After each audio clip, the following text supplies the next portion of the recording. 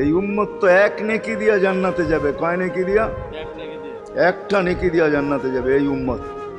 অন্য উম্মতের কথা জানি না আমি, এই উম্মত এক নেকি দিয়া জান্নাতে যাবে।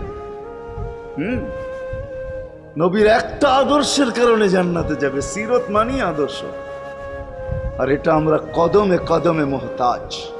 কেননা এই ছোট জীবনটা যদি গ্রহণযোগ্যতা পর্যন্ত পৌঁছাইতে হয় আল্লাহর কাছে, চাই নারী হই, চাই যুবক হই, চাই বৃদ্ধ হই, যেই মানুষই হই না কেন, যেখানেরই হই না কেন, যেই বাসারই হই না কেন, যেই বর্ণেরই হই না কেন, যেই পেশারই হই না কেন, যেই সোসাইটিরই হই না কেন, এই জীবনটাকে যদি গ্রহণযোগ্যতা পর্যন্ত পৌঁছাইতে হয় কার কাছে? দুনিয়াওয়ালাদের কাছে না, মালিকের কাছে, যিনি এক ফোঁটা পানির থেকে অস্তিত্ব দিছেন, যার কাছে আবার আমাদেরকে ফিরা যেতে হবে।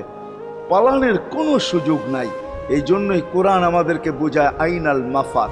আল্লাহ